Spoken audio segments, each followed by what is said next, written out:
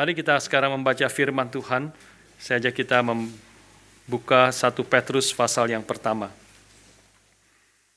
1 Petrus pasal yang pertama, kita membaca ayat yang ke-22 sampai 25.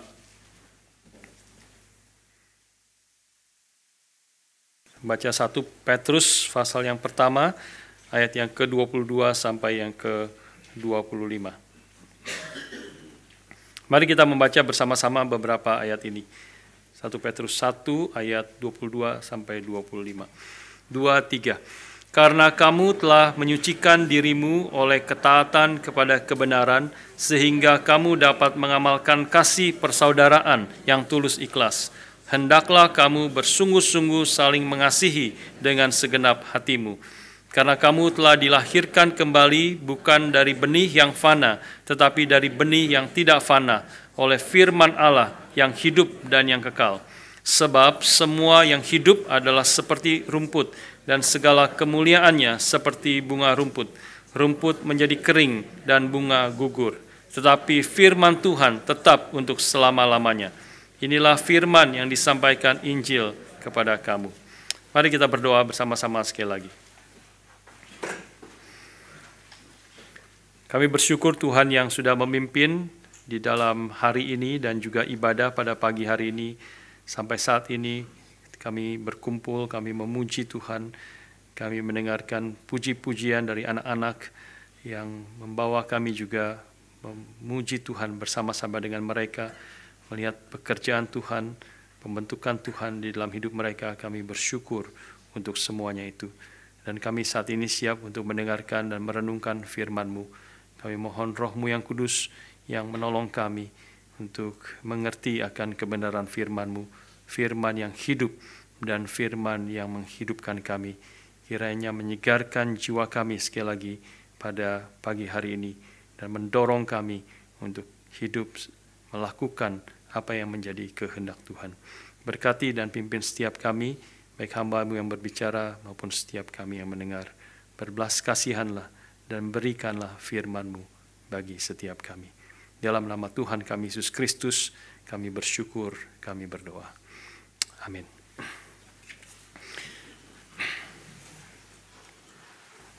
Saudara sekalian, pada hari ini kita sampai pada bagian terakhir dari pasal pertama dari 1 Petrus ini. Dan kita masuki perintah yang keempat daripada 1 Petrus ini. Seluruh 1 Petrus pasal 1 hanya ada 4 perintah yang utama. Dan hari ini kita masuk ke dalam perintah yang keempat, yaitu ayat 22b yang tadi kita baca. Ya, hendaklah kamu bersungguh-sungguh saling mengasihi dengan segenap hatimu. Itu kata perintah yang utama yang dikatakan di dalam bagian ini. Dan saudara sekalian, kita akan melihat satu hal yang sangat penting dari perintah ini di dalam konteks keseluruhan 1 Petrus ini, bahwa kekuatan untuk mengasihi satu dengan yang lain dengan sungguh-sungguh, dengan segenap hati kita, itu datang melalui pengharapan di dalam Tuhan. Sekali lagi, kita akan melihat bersama-sama poin ini, bahwa kekuatan untuk mengasihi satu dengan yang lain dengan sungguh-sungguh, dengan segenap hati kita, itu kekuatannya datang melalui pengharapan di dalam Tuhan. Nah, kita akan melihat, mengerti ini, dan untuk mengerti kebenaran ini kita perlu melihat pasal 1 ini secara keseluruhan. Kita lihat sedikit dari besarnya secara besar, dan kemudian baru kita masuk menukik ke dalam ayat 22 dan 25 ini. Saudara sekalian, 1 Petrus 1 ini yang kita sudah bahas selama beberapa minggu atau beberapa bulan terakhir. Kita melihat banyak sekali berbicara tentang hope atau tentang pengharapan. Ya, mulai ayat yang ketiga kita melihat di situ Petrus mengatakan, terpujilah Allah dan Bapa Tuhan kita Yesus Kristus, yang karena rahmat-Nya yang besar telah melahirkan kita kembali oleh kebangkitan Yesus Kristus dari antara orang mati kepada suatu hidup yang penuh pengharapan. Ya, jadi itu kita melihat ayat yang ketiga, mulai di situ berbicara tentang lahir kembali yang dikerjakan oleh Tuhan melalui rahmat-Nya yang besar, itu berarti menjadikan kita orang yang lahir kembali itu orang-orang yang penuh dengan pengharapan. Ya, orang yang penuh dengan pengharapan. Ayat yang keempat kita melihat di situ juga dan melanjutkan untuk menerima suatu bagian yang tidak dapat binasa, yang tidak dapat cemar, yang tidak dapat layu dan yang tersimpan di sorga bagi kamu.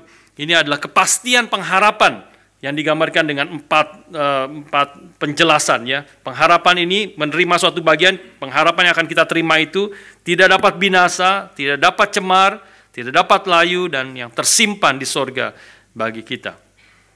Ayat yang kelima juga bicara tentang menegaskan kembali hal ini bahwa bukan hanya warisan yang tidak dapat binasa, tidak cemar itu dipelihara bagi kita, disimpan, dipersiapkan bagi kita, tetapi ayat yang kelima menegaskan bahwa kita sendiri juga dipelihara bagi warisan yang tidak dapat binasa itu. Jadi bukan warisan itu sendiri, pengharapan itu yang akan Tuhan pelihara, jaga, yang murni, tidak dapat binasa, dan kekal itu, tetapi kita sendiri dipelihara oleh Tuhan. Ayat yang kelima, yaitu kamu yang dipelihara dalam kekuatan Allah, karena imanmu sementara kamu menantikan, ini menantikan berarti ada pengharapan, menantikan keselamatan yang telah tersedia untuk dinyatakan pada zaman akhir. Ayat yang ketujuh misalnya juga mengkonfirmasi akan kebenaran ini dengan membandingkan antara emas yang fana dengan iman kita yang tidak fana, bahwa kebenaran bahwa pengharapan yang akan kita terima ini adalah pengharapan yang tidak dapat binasa itu, dan juga menegaskan bahwa kita dipelihara Tuhan dengan iman yang Tuhan berikan kepada kita, dan Tuhan akan memelihara ini, iman yang akan dimurnikan terus seperti emas yang dimurnikan, tetapi emas itu adalah emas yang fana sementara dalam dunia ini, sementara imanmu adalah iman yang tidak fana, dan Tuhan akan terus pelihara sampai kita boleh menerima akan warisan yang kekal itu, yang tidak bercacat, tidak bercela, dan yang sempurna itu. Kalau kita kemudian lompat ke ayat yang ke-13, kita masuk ke dalam, di situ kita membahas tentang perintah yang pertama di situ. Setelah 12 ayat, Petrus menggambarkan tentang apa yang Tuhan telah kerjakan, rahmat Tuhan yang besar, apa yang Allah sedang kerjakan memurnikan iman kita, dan apa yang akan Allah kerjakan, semuanya itu bertuju kepada untuk pengharapan yang Tuhan sediakan bagi kita di masa yang akan datang.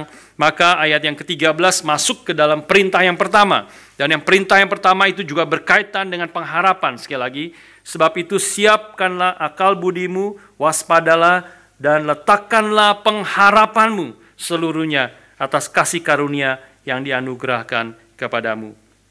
Jadi saudara sekalian, inilah yang kita melihat di dalam 1 Petrus 1 itu penuh dengan berbicara tentang pengharapan yang Tuhan sediakan bagi kita. Dan minggu lalu kita akhiri dengan ayat yang ke-21 berbicara kembali dengan pengharapan yang disimpulkan oleh Petrus di situ.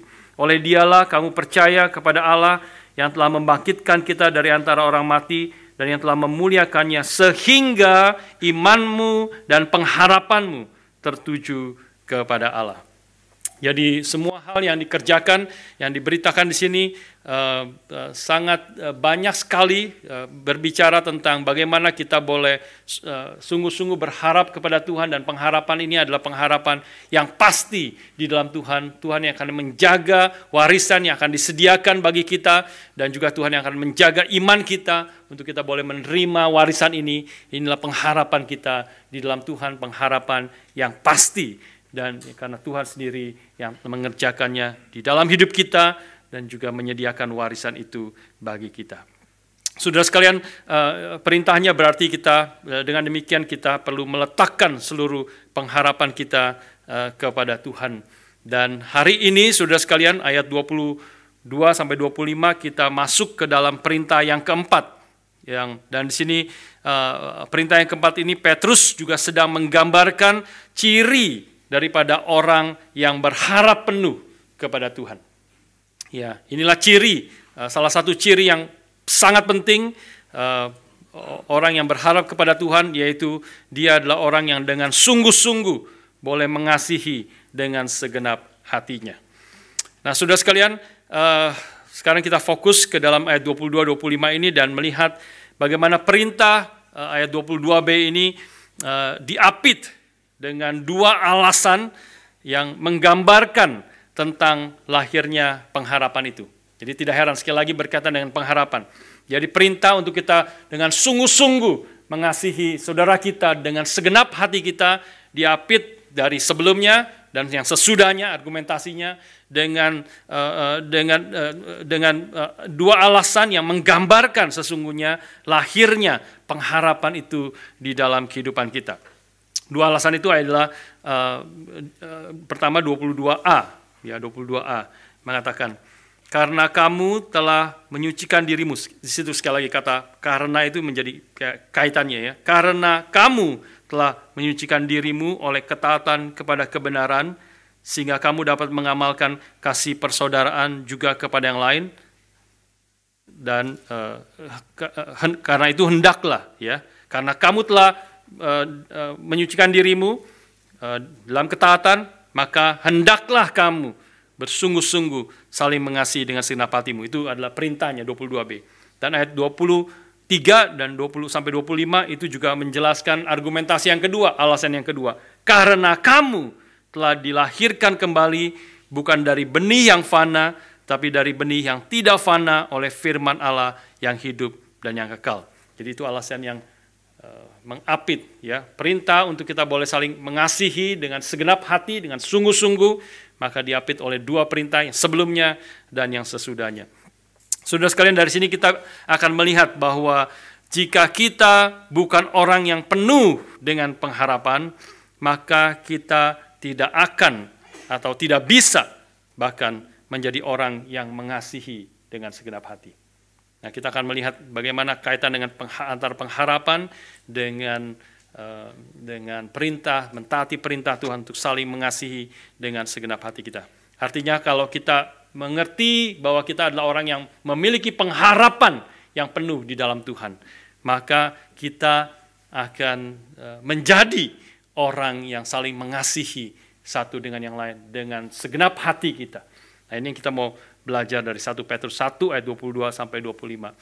Artinya kalau kita sebagai umat Tuhan, sebagai jemaat GRI Melbourne, AREC Melbourne, itu menjadi jemaat yang saling mengasihi satu dengan yang lain, itu adalah karena kita memiliki pengharapan yang pasti di dalam Tuhan.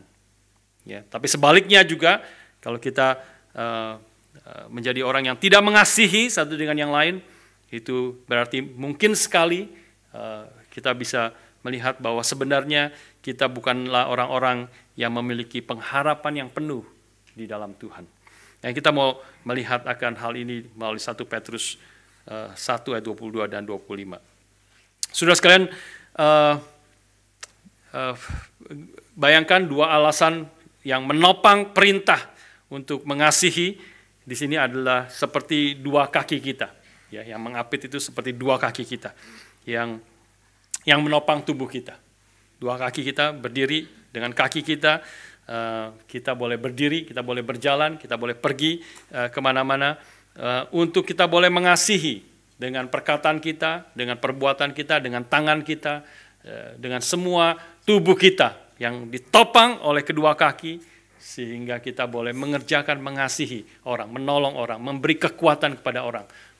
Dengan segala hal yang kita kerjakan dengan tubuh kita, itu ditopang oleh dua kaki dari 22a dan kemudian 23 sampai seterusnya. Mari kita fokus pertama-tama kepada kaki yang kedua terlebih dahulu. Ya, alasan yang diberikan oleh Petrus untuk kita boleh menjadi orang, jemaat yang saling mengasihi dengan segenap hati kita. 23a berbicara tentang firman Allah yang adalah sarana untuk kita boleh dilahirkan kembali. Ya, 23 sekali lagi saya bacakan bagi saudara. Karena kamu telah dilahirkan kembali bukan dari benih yang fana, tetapi dari benih yang tidak fana oleh firman Allah yang hidup dan yang kekal. Dan firman Allah ini adalah, kalau kita baca selanjutnya, adalah Injil yang disampaikan kepada kita, ayat 25b, ya. Ini agak membingungkan bahasa Indonesianya. Tetapi sebenarnya ayat 25b harusnya lebih baik diterjemahkan seperti ini. Firman ini adalah Injil yang disampaikan kepada kamu. Jadi itu terjemahannya mungkin lebih jelas ya. Kalau dikatakan inilah firman yang disampaikan Injil kepada kamu, kita agak bingung itu kalimatnya. Ya, sebenarnya adalah firman ini, firman yang di atas itu yang sudah dikatakan sebelumnya adalah Injil yang disampaikan kepada kamu. Jadi inilah menunjuk kepada firman Allah yang telah melahirbarukan kita. Itu adalah inti dari firman adalah Injil yang telah disampaikan dan diterima oleh umat Tuhan. Saudara sekalian,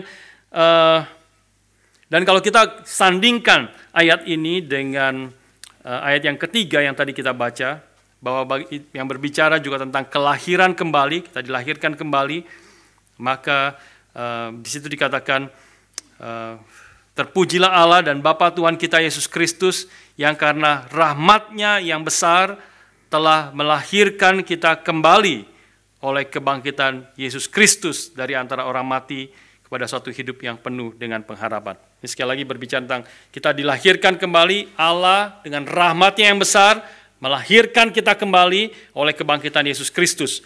Dan ayat 23, 24, 25 mengatakan bahwa kita dilahirkan kembali oleh benih yang tidak fana, yaitu firman Allah, yaitu Injil yang disampaikan kepada kamu. Jadi di sini menjadi satu gambaran yang lengkap. Kita boleh mengerti bahwa kalau kita boleh dilahirkan kembali, kita menjadi manusia baru, dilahirkan oleh benih yang kekal itu. Benih yang kekal itu adalah karena Tuhan, karena rahmat-Nya yang besar, memberikan kepada kita firman Tuhan, dan firman itu disampaikan oleh Petrus, oleh Paulus, oleh kita sekalian, umat Tuhan yang memberitakan akan Injil Yesus Kristus. Maka Tuhan bekerja di situ karena rahmat-Nya melahirbarukan kita, dan Injil itu adalah berinti kepada kematian dan kebangkitan Yesus Kristus. Karena itu pasal 3 ayat 3 berbicara tentang kebangkitan Yesus Kristus, dan disitulah melalui kemudian orang yang mendengar Injil percaya, itulah firman yang kekal itu, benih yang kekal itu melahirbarukan kita, dan kita menjadi manusia yang baru di hadapan Tuhan.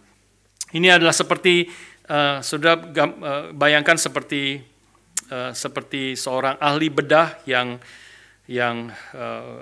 mengasihi akan pasiennya, ya, dan dia juga sudah menyiapkan pasien yang sakit jantung harus dioperasi dan harus cangkok jantung.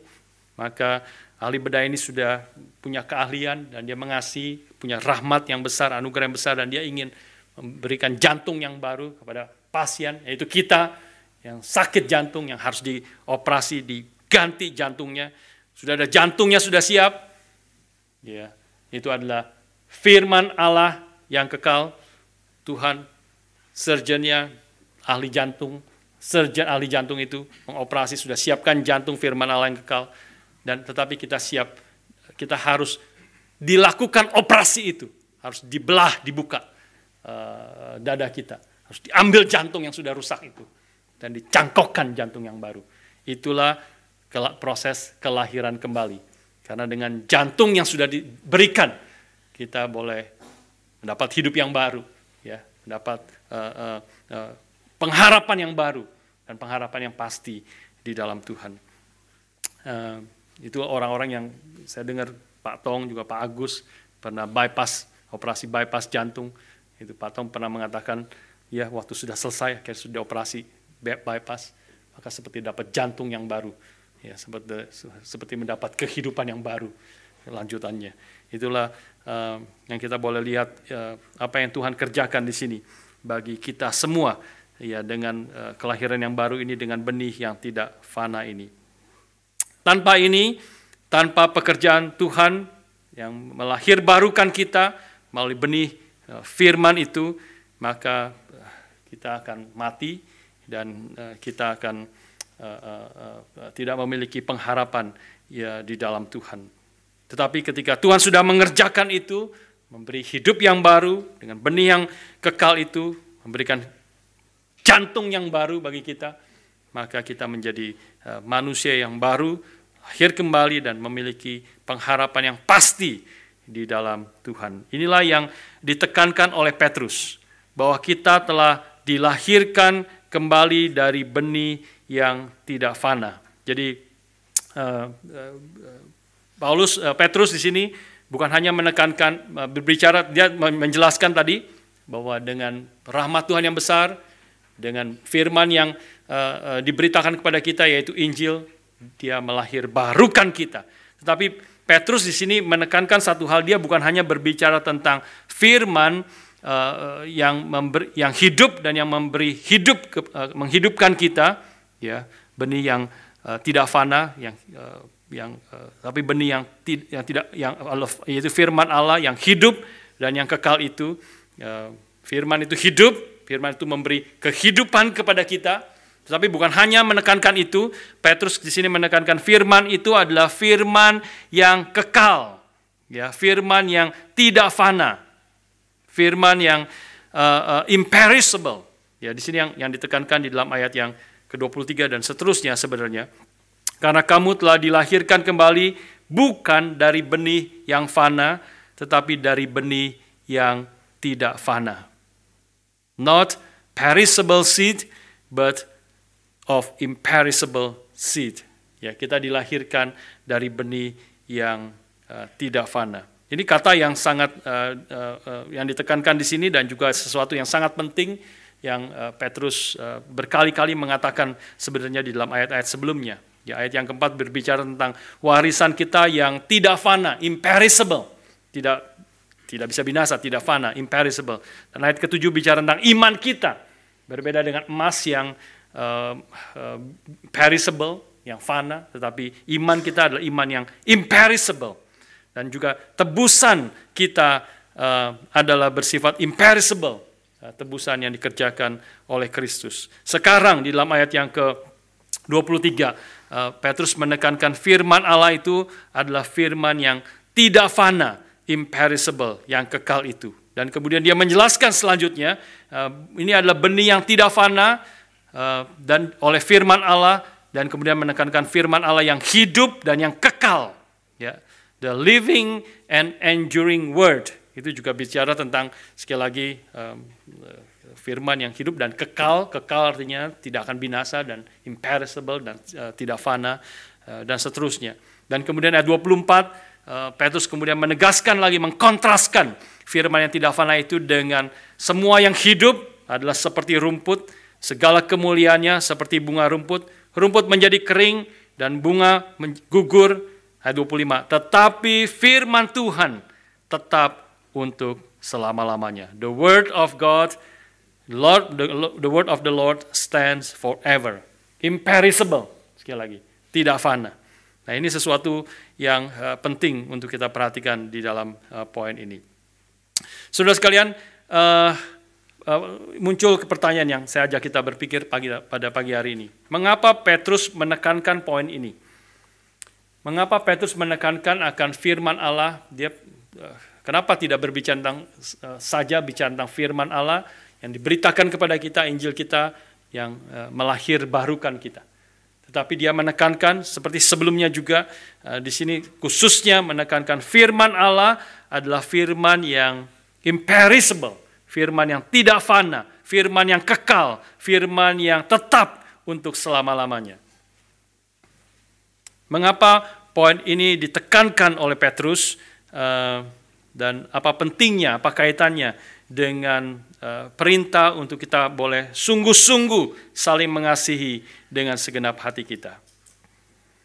Maka saya merenungkan bagian ini, maka kita coba jawab pertanyaan ini dengan merenungkan pertanyaan yang lain.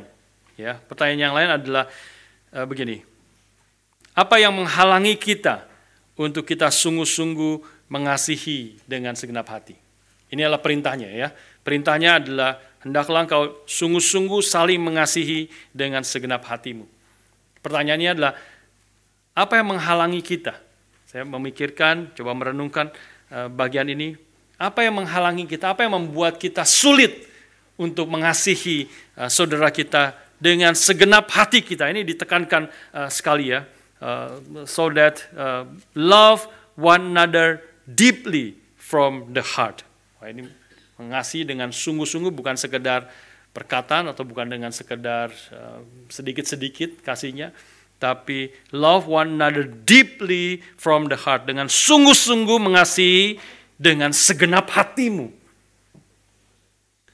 Apa yang membuat kita sulit untuk mentaati akan perintah ini? Apa yang menghalangi kita untuk sungguh-sungguh mengasihi dengan segenap hati kita? Mungkin bisa ada beberapa jawaban, ya, tapi saya rasa salah satu jawaban yang utama adalah because it is costly untuk mengasihi seperti demikian. Karena harganya mahal. Kita harus berkorban banyak kalau kita mengasihi dengan sungguh-sungguh. Mengasihi dengan sungguh-sungguh, dengan segenap hati kita, maka it is costly. Yeah. Mahal harganya yang harus kita bayar kalau kita mengasihi dengan cara demikian. Kalau kita mengasihi orang dengan segenap hati sungguh-sungguh, mungkin sekali akan harus keluar, pertama ya pasti harus keluar uang. Ya, harus keluar uang kita. Bisa juga harus keluar, mungkin uang juga mungkin bukan yang paling besar, kadang-kadang yang juga paling sulit adalah waktu. Kita harus memberikan waktu kita untuk mengasihi orang. Dalam kesulitan, pergumulan kita perlu waktu dan tidak bisa buru-buru. Ya, kita perlu mendengar, kita perlu pergi, datang ke rumahnya, kita perlu ambil waktu untuk mendengar akan keluhan, kesusahannya dan sebagainya. Kita perlu mengeluarkan tenaga tentu. Kita mungkin kita perlu berkorban emosi, ya, kenyamanan kita, ya, kesehatan kita bahkan disalah mengerti. Mengasihi dengan sungguh-sungguh itu tidak mudah karena juga bisa disalah mengerti. Kita ingin mengasihi dia, ya, apalagi khususnya mengasihi orang yang hidupnya tidak beres, dan akan merusak, sudah merusak akan keluarganya, sudah merusak akan hidupnya sendiri. Kita ingin mengasihi dia, ingin mengatakan kebenaran, ingin membawa dia jangan hidup seperti itu. Pasti harus ada teguran di situ, dan itu sangat tidak mudah. Ya, sangat tidak mudah. Kita mengatakan kalimat itu, dia bisa salah mengerti, tidak terima, dan menjadi marah, bahkan tidak mau bicara lagi kepada kita. Ya. Lagi bicara dengan beberapa waktu yang lalu, bicara dengan satu orang, gimana, Papa, apakah saya harus melakukan ini, saya tanya. Ya, kalau saya melakukan ini, mungkin saja dia kemudian kalau ditegur, dia mungkin tidak ke gereja lagi. It is costly. Ya, kalau dia tidak terima, dia mungkin tidak mau ke gereja lagi. It's costly, bisa disalah mengerti. Kenyamanan kita, kesehatan kita. Tentu kita mungkin hampir tidak pernah, tetapi itulah yang mungkin dituntut, itulah yang dikerjakan Kristus. Nanti kita lihat bahwa ketika dia mengasihi dengan segenap hatinya, maka it cost his own life. Bahkan. Yang mengasihi karena kasihnya yang besar, Allah mengutus anaknya yang tunggal. Anak yang tunggal itu mengasihi kita, sehingga dia harus mengasihi kita sampai puncaknya, harus harganya, nyawanya sendiri diberikan kepada saudara dan saya. Saudara sekalian, inilah yang menjadi kesulitan kita. Ya, kita menjawab pertanyaan ini, kita mulai mengerti bahwa kenapa sulit, kenapa kita tidak mudah mentaati ini, karena kita takut, dengan kata lain kita takut kehilangan semua itu. Kita takut kehilangan atau rugi akan uang kita. Kita takut kehilangan waktu kita, tenaga kita, kenyamanan kita, emosi kita, kesehatan kita.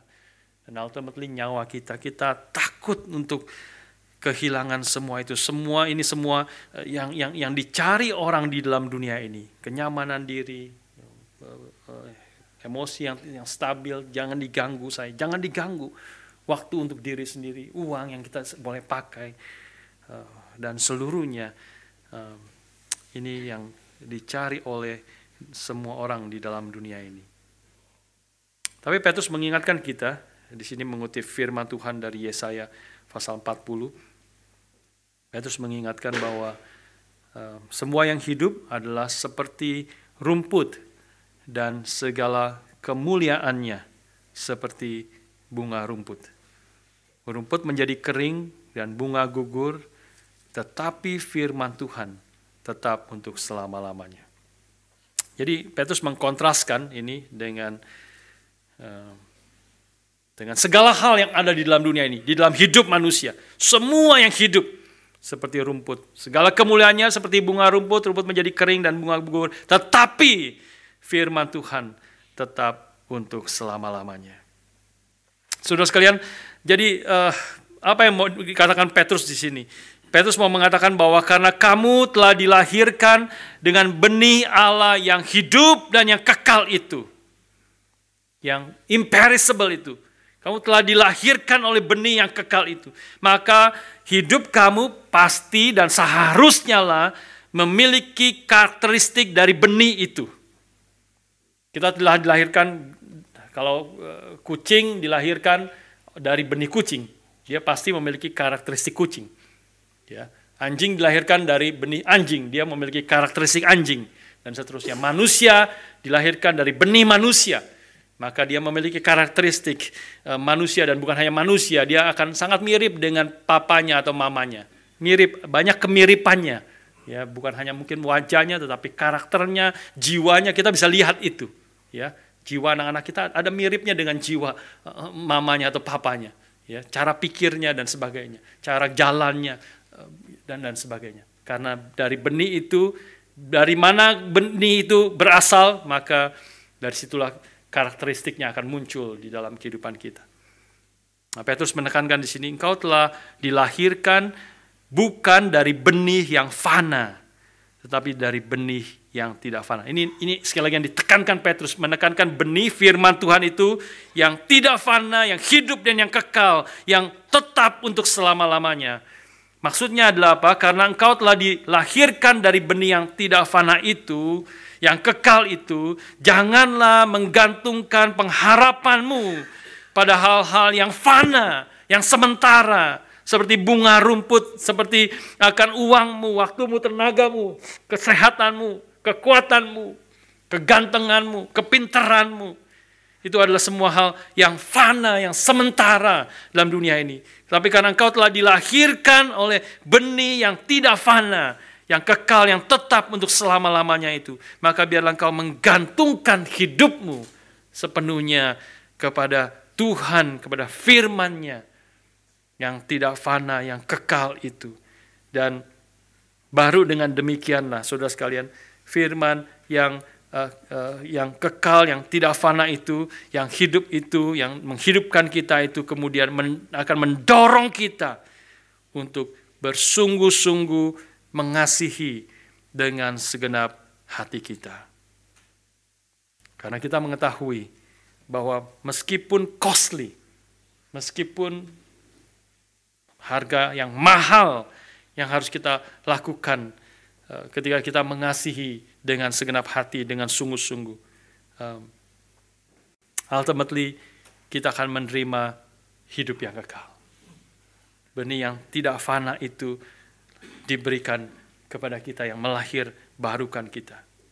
Sehingga kita menyadari pengharapan kita ada di dalam Tuhan yang kekal, iman yang kekal, dan telah kita dilahirkan oleh benih yang kekal itu, yang tidak fana itu.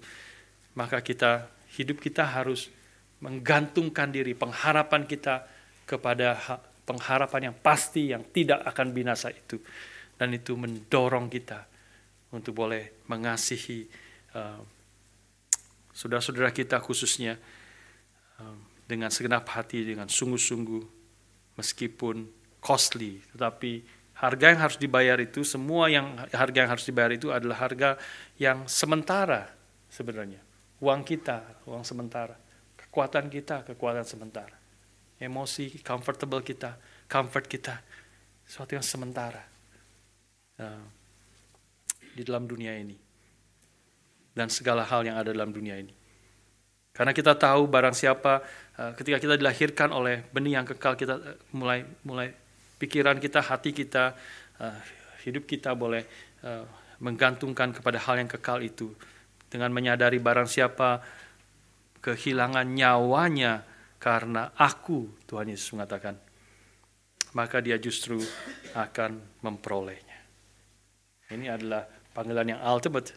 Barang siapa kehilangan, kalimat sebelumnya Tuhan Yesus mengatakan, barang siapa mencoba menyelamatkan nyawanya, yaitulah menyelamatkan nyawanya, yaitulah memikirkan dia tidak mau berkorban, dia menyelamatkan nyawanya, mengumpulkan uangnya, menjaga comfortnya, menjaga akan tenaganya untuk diri sendiri, menjaga akan emosinya supaya tidak diganggu oleh orang lain, tidak mau berkorban, mengasihi.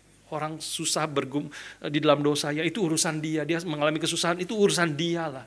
Saya ikut campur mengasihi dia, problem, bisa jadi problem. Tapi Tuhan memerintahkan kita sungguh-sungguh saling mengasihi dengan segenap hatimu.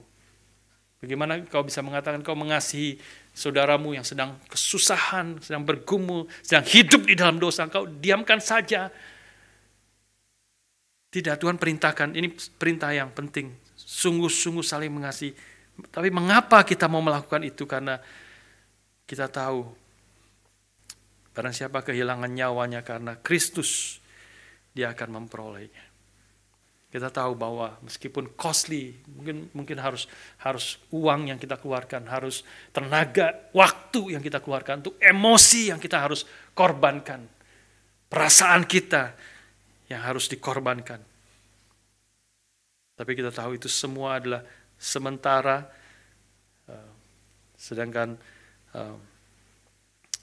hidup yang Tuhan berikan, hidup yang kekal, dan benih yang telah melahirkan kita adalah benih yang tidak dapat binasa, yang imperishable.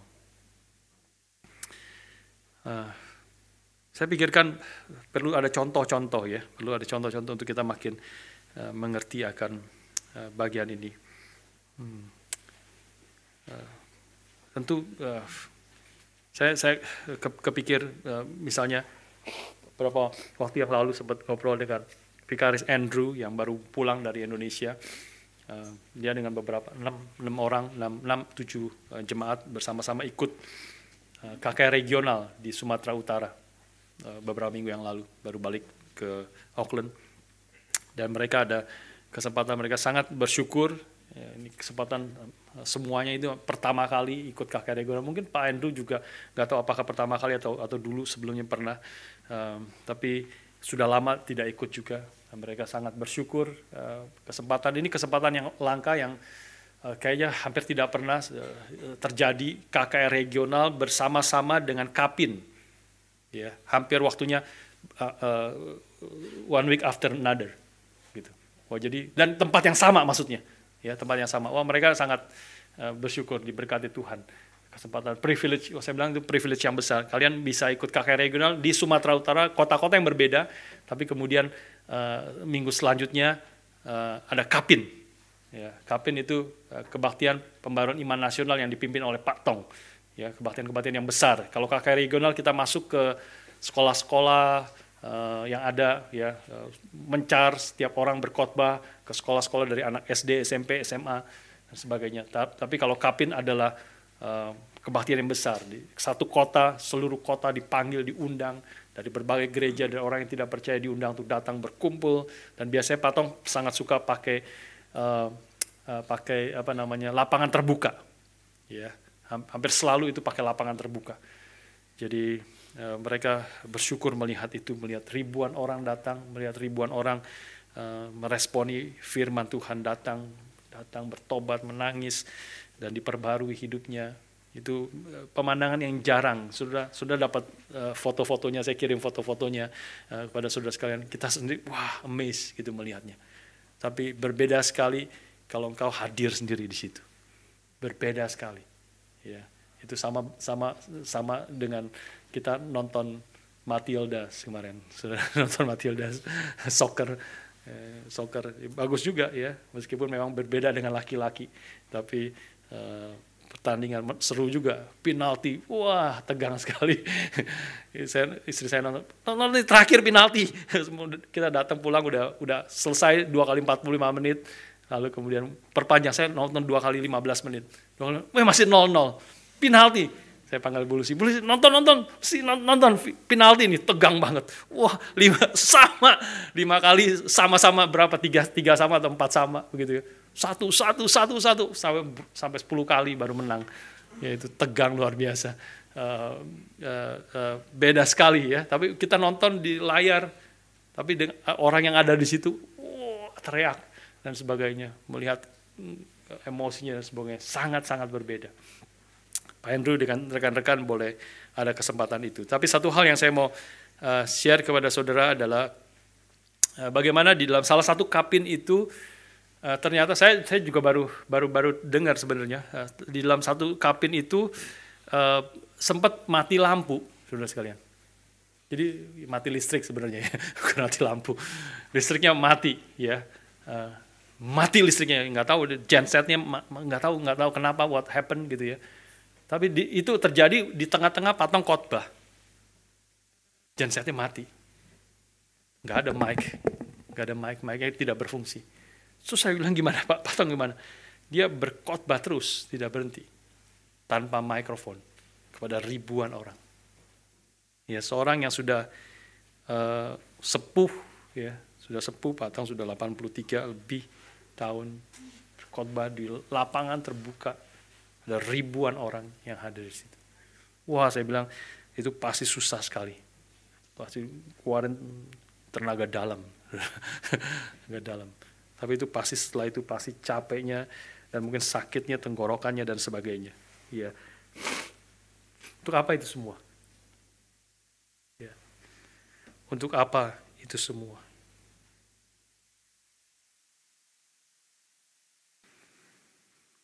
Mengorbankan tenaga, mengorbankan uang, mengorbankan kenyamanan, mengorbankan tantangan yang ada begitu banyak pasti menghadapi juga dari mungkin pemerintah lokal, mungkin dari gereja-gereja yang tidak setuju, ada gereja-gereja yang tidak setuju KKR seperti itu dilakukan dan sebagainya. Ya, persiapannya, orang-orang terlibat, segala macam berkorban. Mengorbankan itu semua, tetapi menyadari semua kan, menyadari sekarang mengasihi dengan segenap hati karena sadar benih yang melahirbarukan Pak Tong, benih yang melahirkan baru Pak Jimmy Pardede, benih yang melahirkan baru semua orang yang terlibat di dalam pelayanan itu. Dalam perjuangan itu adalah benih yang kekal, benih yang tidak fana. Sedangkan yang dikorbankan yang dibayar, harga yang harus dibayar itu adalah harga yang sementara. Semua sementara, seperti rumput yang menjadi kering dan bunga yang gugur. Tapi firman Tuhan tetap untuk selama-lamanya. Saudara, inilah yang kita boleh pikirkan, inilah yang menopang kita. Ketika kita mengerti, ya terus menegaskan ini. Karena kamu telah dilahirkan kembali, bukan dari benih yang fana, tapi dari benih yang tidak fana, oleh firman Allah yang hidup dan kekal. Karena itu, hendaklah kamu bersungguh-sungguh saling mengasihi dengan segenap hatimu. Ya, ini mendorong kita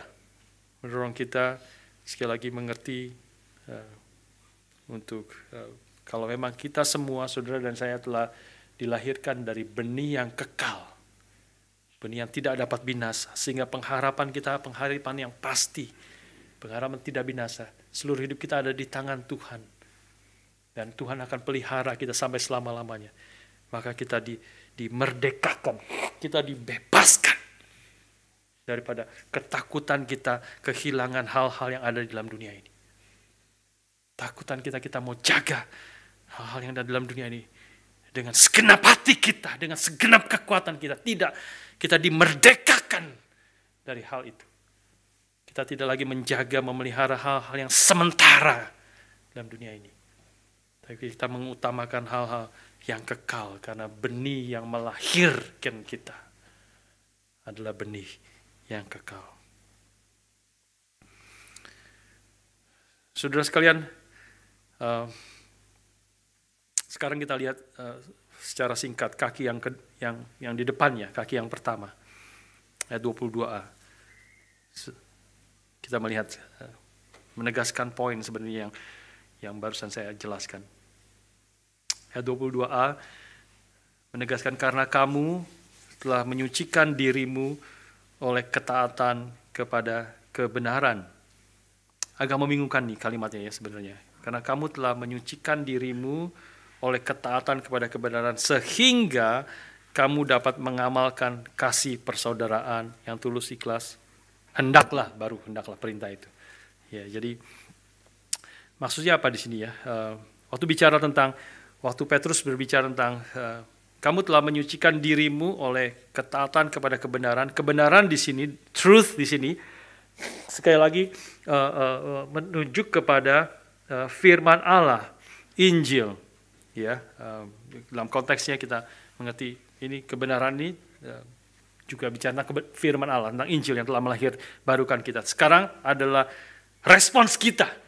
Kau telah menyucikan dirimu oleh ketaatan. Sekarang ketika firman Tuhan diberitakan kepada kita, firman yang kekal, yang hidup, yang menghidupkan kita. Sekali lagi sering itu saya doakan, itu berasal dari Petrus ini. Ini adalah firman yang kita telah dengar, kemudian kita meresponi panggilan Injil itu. Ya, ini adalah yang meresponi dan menerima sehingga kita beriman kepada Kristus, di dalam Kristus, maka itu adalah respons yang pertama ya. Iman di dalam kepada Injil, kepada Kristus adalah respons yang pertama atau ketaatan yang pertama. Di sini bicara tentang ketaatan kepada kebenaran. Kita beriman pada Kristus, di dalam Kristus, percaya pada kebenaran itu, dan kebenaran itu, ketaatan itu, iman di dalam kebenaran itu menyucikan kita karena kamu telah menyucikan dirimu oleh ketaatan kepada kebenaran. Sekali lagi pertanyaannya adalah menyucikan kita dari apa? Waktu kita taat, kita percaya kepada Kristus, beriman melalui pekerjaan Injil, pekerjaan Roh Kudus, melalui Injil yang diberitakan kepada kita, kita beriman di dalam Kristus, itu Petrus mengatakan, kamu telah menyucikan dirimu oleh ketaatan kepada kebenaran. Menyucikan kita dari apa? Pertanyaannya. Nah, sekali lagi dikaitkan dengan ayat 23 dan khususnya 23-24, maka menyucikan dari kita dari kehidupan yang berharap bergantung kepada rumput dan bunga yang dikejar dunia. Kita perlu melihatnya terkait semua satu dengan yang lain.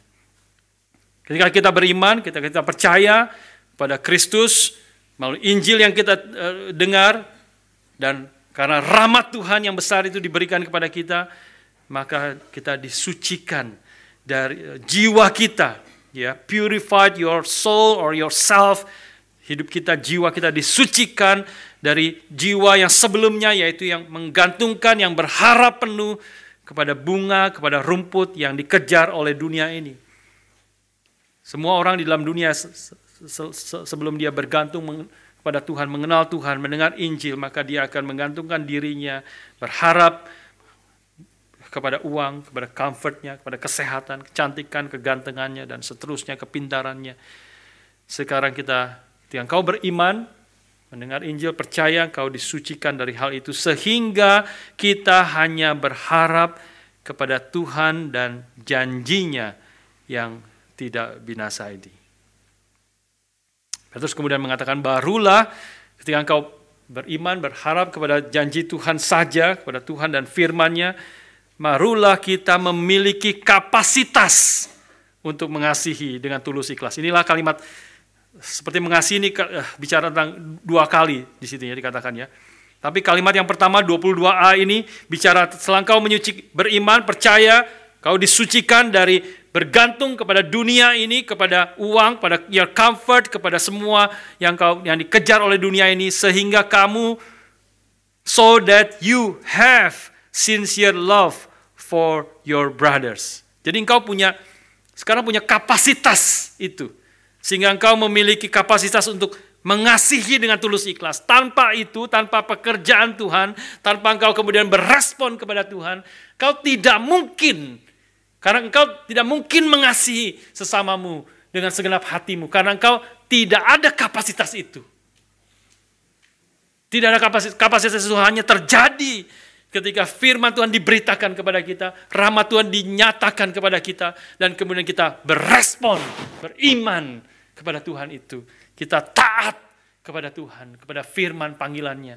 Maka benih itu melahirkan, memberikan kapasitas, memberikan karakter. Yang tadi saya katakan, karakter yang kasih. Karakter yang memiliki kekuatan untuk mengasihi akan saudara kita dengan tulus ikhlas. Karena itu hendaklah kamu bersungguh-sungguh saling mengasihi dengan segenap hatimu.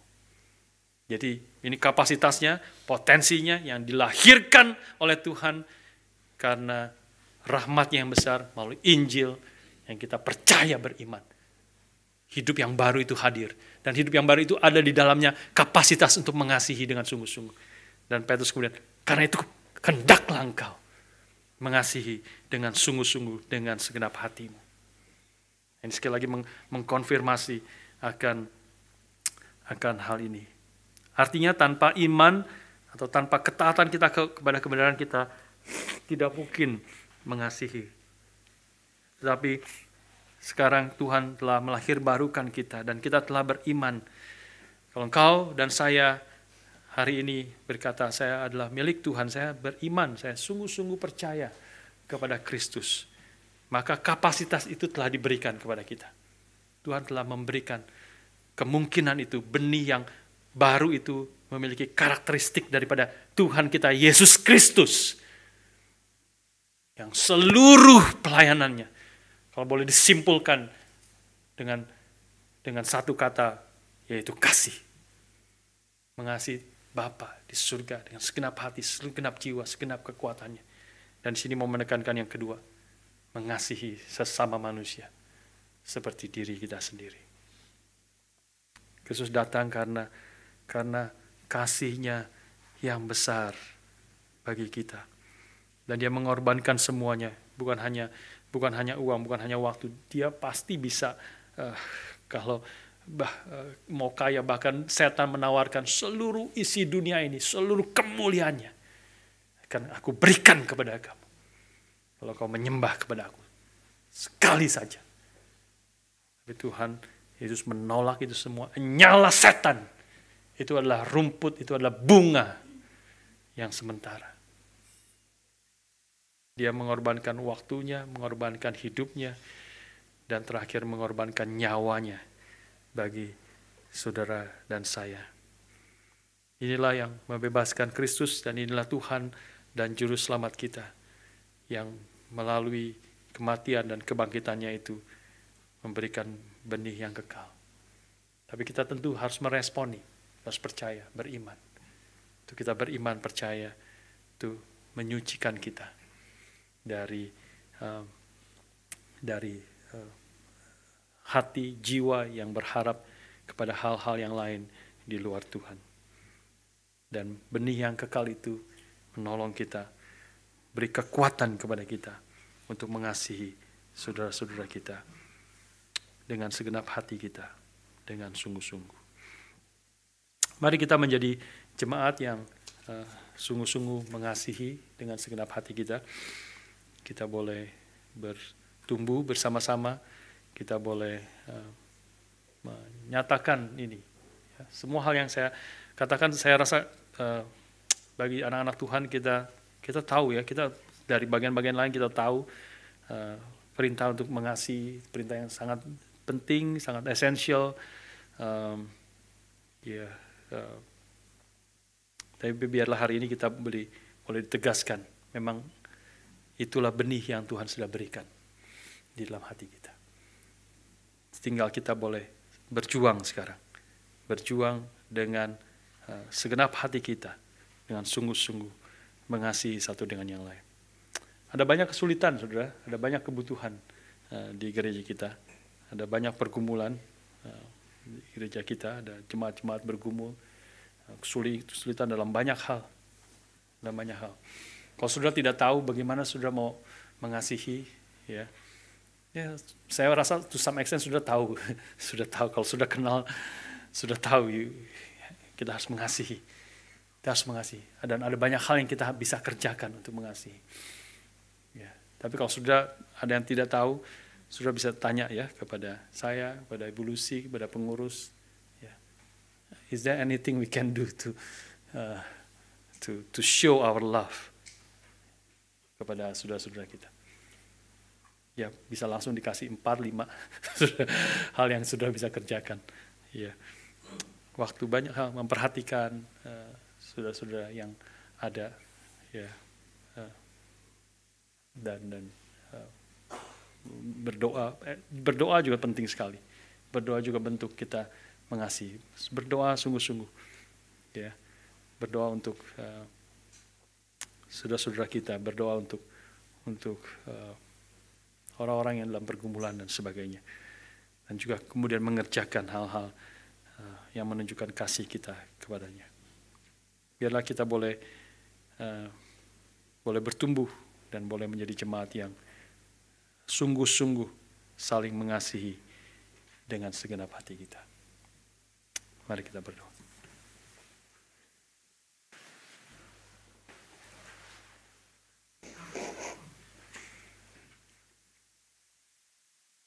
Bapa, terima kasih. Bapa, terima kasih. Bapa di dalam surga, puji terima kasih. Mari berdiri bersama-sama. Bapa, terima kasih. Bapa, terima kasih. Bapa di dalam surga, puji terima kasih. Bapa di surga, kami sekali lagi berterima kasih kepada Tuhan untuk firman-Mu, mengajar, mengingatkan, menegur kami, mendorong kami untuk menjadi umat Tuhan yang dengan sungguh-sungguh saling mengasihi dengan segenap hati kami. Tuhan, ampuni kami kalau kami kadang-kadang tergoda, tertarik, dan tertipu oleh dunia ini, sehingga kami menjadi orang yang banyak memikirkan diri kami sendiri, tidak sungguh-sungguh mengasihi orang lain dengan segenap hati. Kami tidak mau berkorban bagi orang lain, karena kami pikir itu adalah hal yang menguntungkan kami dan baik bagi kami. Tapi biarlah firman-Mu sekali lagi hari ini mengajar, mengingatkan kami bahwa kami sebagai anak-anak-Mu telah dilahirkan dari benih yang kekal, sehingga kami sudah seharusnya lah dan sudah secara natural, karena pekerjaan Tuhan yang telah terjadi itu, kami menjadi orang-orang yang menaruh pengharapan kami bukan pada hal-hal yang sementara, tapi pada hal-hal yang kekal, rencana-Mu, kehendak-Mu. Karena itu doronglah dengan kebenaran ini kami boleh menjadi jemaat Tuhan yang boleh saling mengasihi satu dengan yang lain dengan sungguh-sungguh, dengan segenap hati kami. Pimpin kami ya Tuhan, kami hamba ingin berdoa bagi banyak saudara-saudara kami yang di dalam segala tantangan, kesulitan yang berbeda-beda, Kau yang mengetahui, yang berbelas kasihan kepada mereka, dan Kau pakailah kami semua sebagai umat-Mu, sebagai satu keluarga Allah, untuk boleh saling mengasihi, mendorong, menolong, memberi kekuatan, mengorbankan waktu, tenaga, uang, perasaan kami demi mengasihi akan saudara-saudara kami, karena Engkau terlebih dahulu telah mengasihi kami. Engkau terlebih dahulu telah melayani kami. Engkau terlebih dahulu telah bahkan mengorbankan nyawa-Mu, Tuhan kami Yesus Kristus, bagi kami. Kami bersyukur untuk anugerah-Mu yang besar itu. Tolong kami, beri kekuatan kepada kami untuk hidup sesuai dengan kasih-Mu itu. Di dalam nama Tuhan kami Yesus Kristus, kami bersyukur, kami berdoa. Amin.